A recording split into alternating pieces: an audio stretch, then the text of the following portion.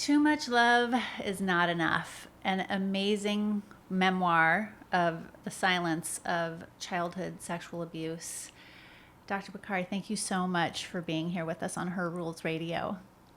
Thank you. I'm excited to have a chat with you. Yeah, now you are an author, a multi-time author, a speaker, and with a PhD in psychology, you're a college professor at the University of Colorado. You've been an advocate and a scholar, and you're really a role model and a voice for those whose life experiences have been steeped in many challenges of different oppressions, including race, gender, sexual violence. And you're really an expert on building bridges between men and women and supporting people who've been through different traumas. And you have been writing every day for how long? 10 years. 10 years. Yes. To really bring a voice to what is such a challenging topic for many, which is different flavors of trauma.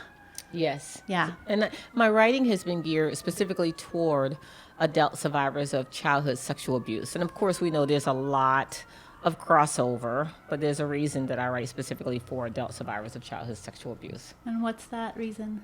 That reason is because I started writing when as a result of living openly as an incest survivor. I started living open in 2007, spent the next couple of years figuring out what the heck that meant. And once I figured that out, I thought that there were 40 million people out there that needed this information and needed to understand the value of living openly, the value of dropping that secret as much as I did. The reason I write specifically for adult survivors of childhood sexual abuse is that in doing all the research, I realized there were lots of resources for children. Like everybody wants to save the children from sexual abuse and all sorts of trauma. So there are plenty of resources. Now, albeit many of them are not good, but there are resources for children who are being violated in any way. There are also resources for adults who are violated. So if you report as an adult that something happened to you at your job or your school or your workplace or even in your home, you have a right to immediately seek legal help or mental health counseling. People will ask you what your needs are.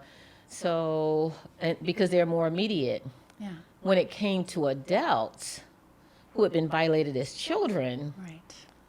there's a void. Yeah. There were no resources.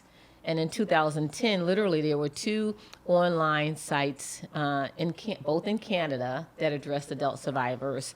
There were none in America, even websites that were addressing specifically adult survivors. So there were some organizations like RAIN that include them, and it's always like this sort of little side piece you have to sneak in there, but there was nothing that actually targeted the voice or the trauma of adult survivors of childhood sexual abuse. That's astounding.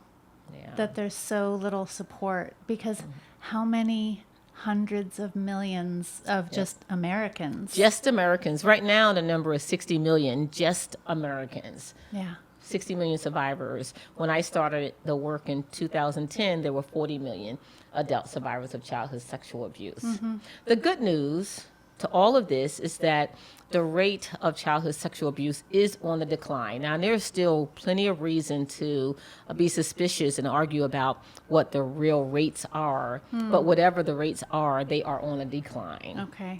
So that's the good news. Mm-hmm. The bad news is that we still find that only approximately 20% or less of children who experience childhood sexual abuse, only 20%, 15 to 20% are identified. So even though it's on a decline, it's still a problem. You still have the majority of children turning into adult, reaching age 18 and over without anyone ever saying as much as, "I'm sorry that happened to you." Yeah. And what are just hearing you talk about this, it's heartbreaking. And what are the impacts on human beings not just of the trauma, but of becoming an adult and not having any help or support or compassion from other people around that? So one of the things that happens when we live with the trauma of childhood sexual abuse is that you have to develop your own narratives in your head. And if no one's ever helped you navigate those, most of us, I mean, it's natural, we develop narratives of the violators. What do you mean by that? So, because if no one's ever helped you process this, then it becomes what are stories that we're told. It was your fault. Something's wrong with you. You deserve this. You're not good enough. You're a whore. Whatever these narratives are that were given to you verbally or non-verbally about your experience in this. If you never speak them, you never explore them, there's never anyone to challenge them. Yeah. So then you design a life that accommodates those narratives one way or another. Including, like me, you become this perfectionist. Well, I'll show you, I'll be pretty enough or strong enough or smart enough, or Right. you're still living for a narrative, whether you do that in a positive way or a more dysfunctional way. Right. The narrative doesn't go away. Right. Yeah. So just reading your bio, reading the things that you have done and created in your life, that you are a 4th degree black belt in Taekwondo, that you homeschooled your children while getting your PhD with your husband. So that perfectionistic driven part of you was partially in reaction to the narrative. Absolutely. Yeah. Absolutely. I just thought that there was something, one or two things had to happen. There was something that I could do externally to make this go away. And if I couldn't make it go away, there was something that I could do to make people not know that it existed. Mm-hmm. Yeah. Sorry, I'm having a hard time to find the words for a moment because I see this, it's so common. Absolutely. It's all around us, and how many people are walking around just needing a place or a space for support and love to heal. And one of the reasons I created Talking Trees was to help people create language and find language.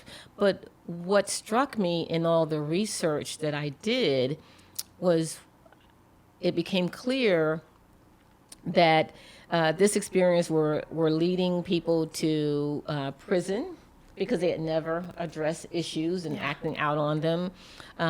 Also, addiction. There's a very high correlation between addiction and childhood sexual abuse, between eating disorders and sexual abuse, domestic violence and sexual abuse. So there were all these negative correlations. And so that answered some of my questions when I asked, well, what are people doing with their silence? Like, oh, they're doing this. But then there was another piece that struck me that really urged me to do something, because I knew none of those were my story. I've never been addicted. I've never been in a domestic violence situation. I've never been to prison. Like, I didn't have any of those experiences. That scared me, because that said to me, where are the people like me hiding? Oh, interesting. Because most survivors are not addicted, right? Correlation is not causation. So most of us are not addicted. Right. Most of us are not in prison. Most of us do not have this visible pain. Right. Yet, so because there are not 60 million people in prison, or 60 million. So I'm like, well, where are the rest? Like, I see that these people are accounted for, and those are the people that research have access to. Right. There's a whole lot more people hiding out there. And that was the piece that really prompted me to do the work. Yeah. So tell us about Talking Trees. Sure. So I created Talking Trees in 2010 because I wanted to give voice to and for survivors. A lot of my work has revolved around creating language, because when I started to live openly, I realized, well, Well, there's no language for living openly. I never expected to have these conversations. I never put words to them. You just carry the heaviness and the weight of it and the feeling of it. Yeah. Right? And so I'm like, we need words to talk about this. So as I read the research, the words were right there. The words were clear. That's really problematic too. That's probably another show. Like you get to be subjects, but the information doesn't disseminate down to you. That's really problematic. Yeah. So how do survivors get to be all these subjects, yet there's no space for us to come back to this information? Where's the empowerment, the claiming? Right. Yeah. So I wanted to take the information that I found in the research and somehow filter it down so survivors could benefit from the research that they're clearly participating in. Yeah. Right. And Really. so that was one of the main purposes. So for calling us survivors and not victims, that's really important. Yeah. Right? Clarifying, as a psychologist, clarifying to adults what childhood should have looked like. So people don't go around saying, what if I liked it? And I go, what did you like? Well, I got a lot of attention. I felt special. It made me feel like a big person. But I was like, wow, that's great. Do you know that all children are entitled to that? Right. Yeah. Right? Yeah, it's really a different reality. Right. But, and explaining to people, guess what? It's not just you. It's not just me. The average number of violators before the age of 18 is actually 3, not 1. Oh my God, the heaviness that came off of me when I realized it was not just me who had been that stupid to allow this thing to happen 3 times. But if you've never had conversation about it, How would you know? how would you know? Right. So there's no one feeding this. So I wanted to Yeah. feed this information and go, guess what? Guess what? It's not just you. The average violator has the average survivor has 3 violators. I did too. What about you? Oh, wow, I had 4. Oh, then there's actually conversation. It's like, Right. okay, there's some normalcy Yeah. to this experience of what should never have happened and should have been abnormal. I did not know that most survivors were violated by someone in the family. I did not know that. 80% of childhood sexual abuse is incest. No one will even say the word incest. Yeah. So all this so-called stuff that we're having a movement. How are we having a movement? No one will even say the word incest. So the only time that we talk about childhood sexual abuse is when we're talking about strangers or sexual harassment in the workplace. Right. Or religion. It's happening in your church. Right. It's happening everywhere but in the home. Right. We have not even begun to address Yeah. the sexual abuse that's happening in the home. Yeah. The boogeyman is already in the house. Yeah. Yeah. So I wanted to write about those experiences so that survivors had a chance at real healing. Yeah. And, I have a different constellation of flavors of childhood trauma. But one of the things you write about in your incredible treasure trove of writing, especially on medium.com, on the ascent there, that, how people with a history of trauma can hold patterns of this hypervigilance Yes. in relationships. When I read that, I was like, ding, ding, ding. We hold, and we physically hold it in our bodies, and we physically hold it in our systems. It Yes, becomes we a do. pattern in us that we Right. then bring into every relationship that we have. So how did you begin to heal that and live differently? That's been honestly the hardest. And that's probably the thing that continues to linger over me and I work on. I wish it weren't work. was easy. It's not. It's No. really challenging for me. I am so fortunate to be married to a very, very patient man. Not a perfect man. See, you're not perfect. You're just patient. So that has helped. But I have gone through relationships with friends, and so this hypervigilance, you think it's you being a survivor. No, that's how it is. That's how you protect yourself. No, I'm not. We create boundaries. These are just boundaries and no one can get to do that. And so it is really challenging to see it because it feels so natural Right. and so normal and how the entire world operates. And it's how I've survived, so And- I better hold on to this tool.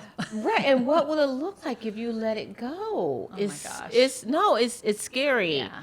It's scary. And not to mention that when we talk about the effects of childhood trauma, it's literally a brain changer. Yes. So I think even times when I can consciously think about it, my brain doesn't let me act that out. Yeah. And so it's just a constant awareness. I've learned how to say I didn't mean it. I learned how to say I'm sorry. My husband can change me in an instant. He'll just say, calm down. And I do. Like he doesn't raise up to my level of hyper alertness or angst, you know. And so he's just done that naturally. That's helped. But when you have people in your life that are patient with you, and you finally get it. But I'm telling you, that has been the last piece for me of the puzzle that's just been, I'm sure there's some other pieces I don't see yet, but that's been the piece that has been the most difficult for me to see. Right. Is how my relationships look. That's one of the reasons I started writing about it so much on Medium. Yeah. It's like, oh, I'm getting to really understand this now and look at it in a way that still feels uncomfortable, but I know I'm going to be okay. But it's a challenge. Yeah, it is. And I just want to underline that so that people who are listening, who are resonating with this conversation, begin to have some patience and self-compassion for themselves as they endeavor to change and heal. Because it does take time, and it takes support, and it takes screwing up. Right. And trying again and believing over and over again that you're worthy. And putting yourself the best thing you can do for yourself, and this piece I've always been good at, is putting yourself in environments where you are allowed to make mistakes. Okay, so let's talk about that. How do you begin to, what are we talking about? What kind of environments are we talking about? Your relationships, where you work, where you hang out, where you play. I'll give you an example. Before I met my husband, I was in a relationship with someone for quite a long time, and it didn't work out. One of the main reason it didn't work out is because every time we ignited each other. So unlike my husband, like every time he was upset, I was upset. Every time I was upset, he was upset. So it just like we were horrible at bringing each other back to homeostasis. Got it. That's just not. And so if you're in a relationship where you don't balance each other, but you mirror each other instead, that may not be the most productive relationship with you. Right. The same thing if you withdraw, right? If you something happens and you both just withdraw and go away and never talk to each other for another week, that may not be the best thing either. Yeah. So trying to find someone that says it's okay for you to be this way. Right.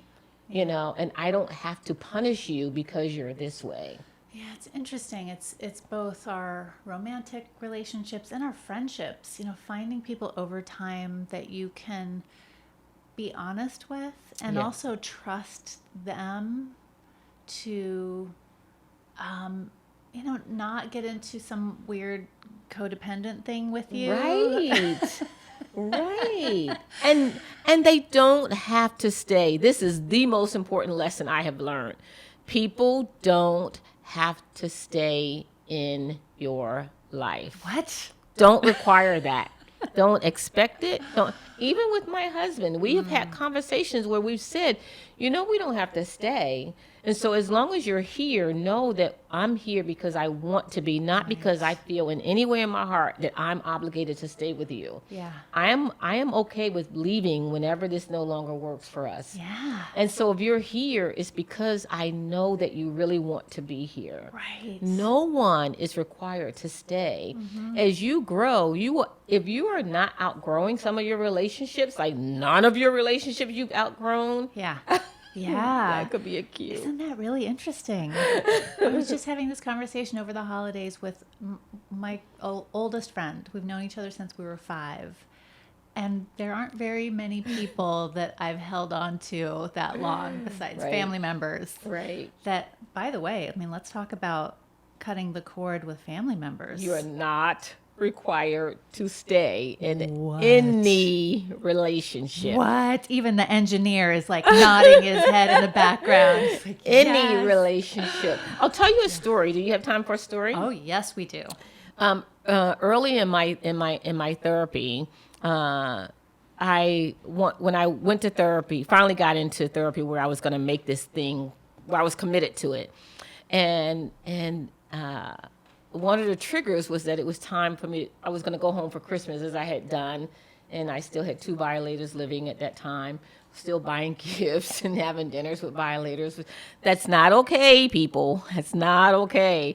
And so, and I was, this time I was just, it was triggering me in ways I couldn't hold back. I had lost a brother of mine that I was really close to. So the stress of losing him and then going home and not, it was a pull, a tug. It was overwhelming. So I went to my therapist and I just explained. I was like I can't go. I can't look at violators one more time. Like I don't have the strength. I can't do it. And I sobbed like only a survivor can sob. Right. And she looked at me and she's like, well, what are you going to do?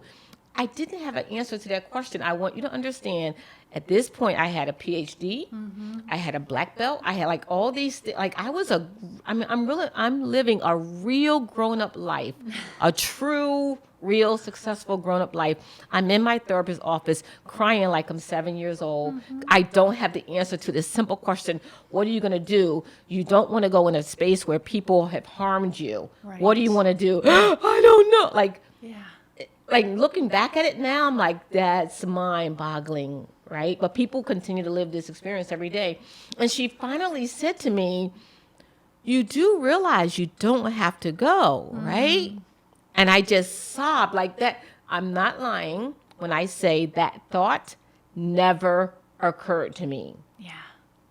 The thought that I did not have to go. Nobody teaches No that. no one had ever given me permission Yeah. to discount family. Right.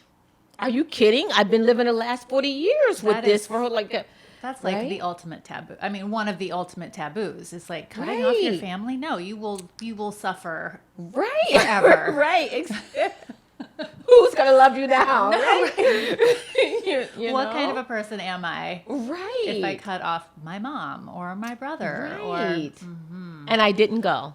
I didn't go. how It was my first step. Like I didn't go. And that was my first step toward empowerment, was not going. Wow. Yeah. Yeah. You know, I have to say, I'm going through something similar with my husband and his, an unnamed person on his family. And we're talking with my son who's 13 about it. And we're letting him know, like, this is a really bad relationship.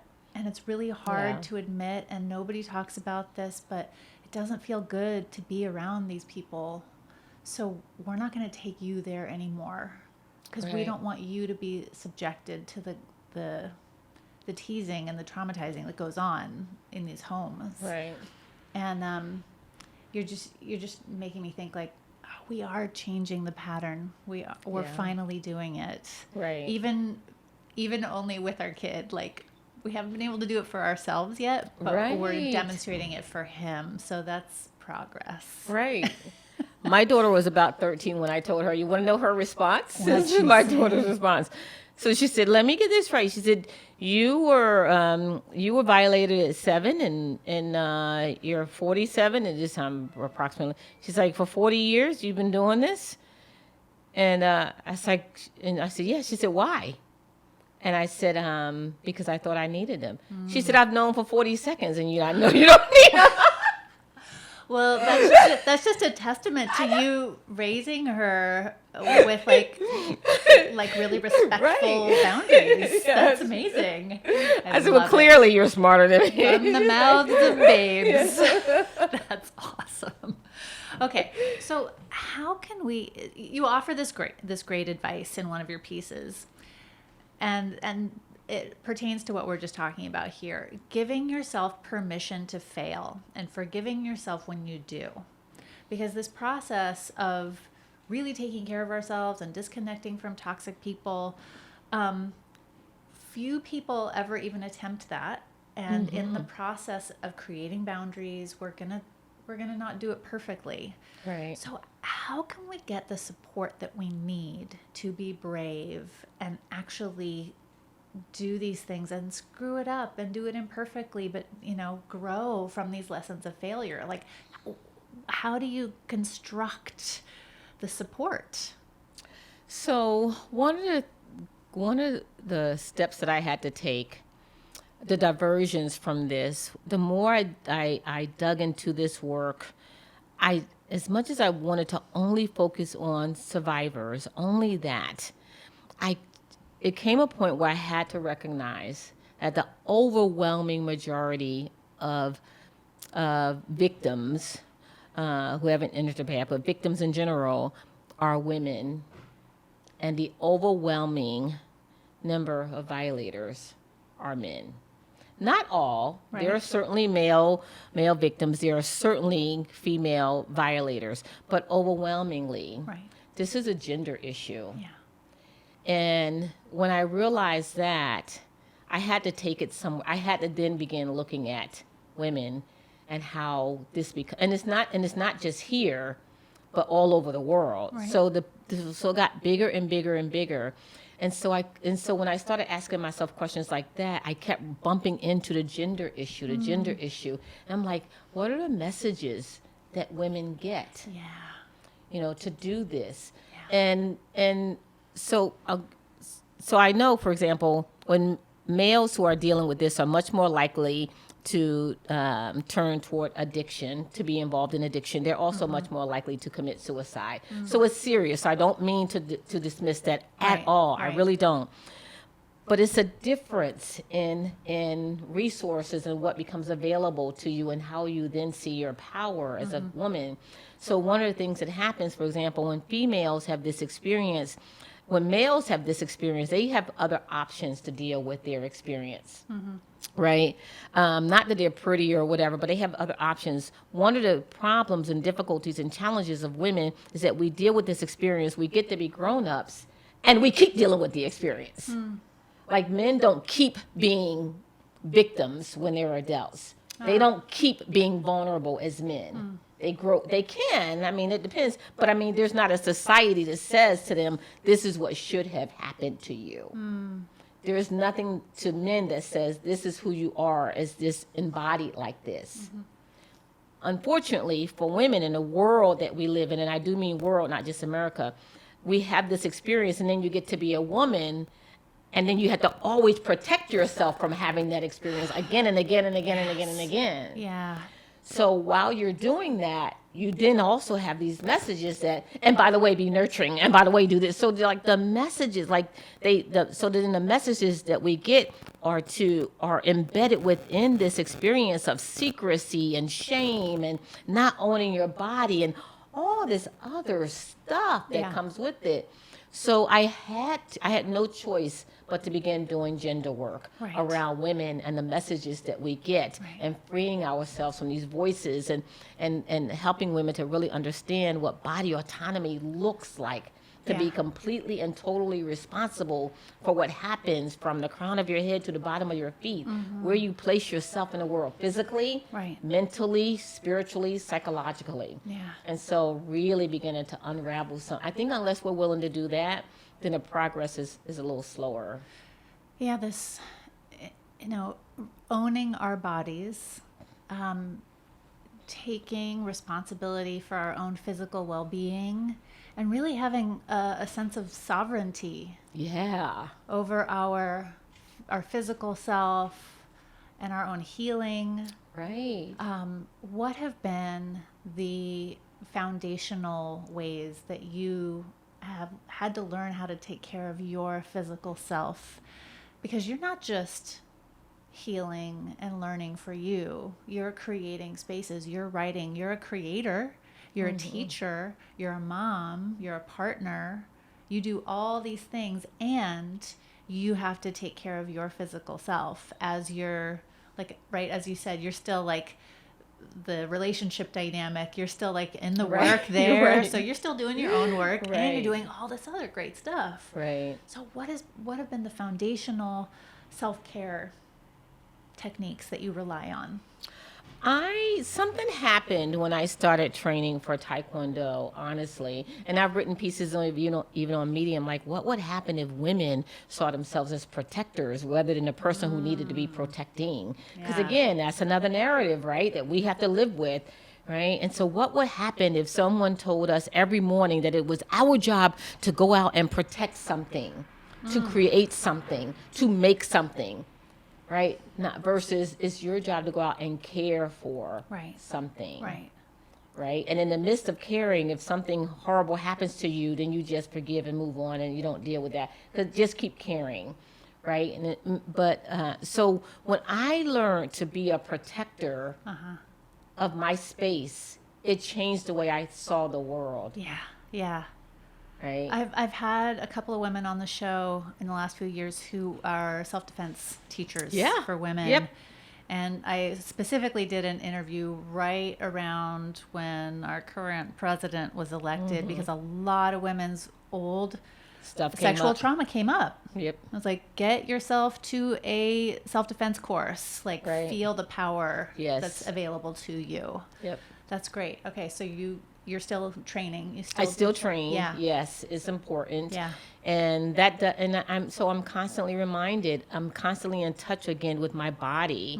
You know, the right to defend. Another secret that we don't tell as survivors. Part of where the guilt and shame came from. It took a while for me to get to this piece in therapy.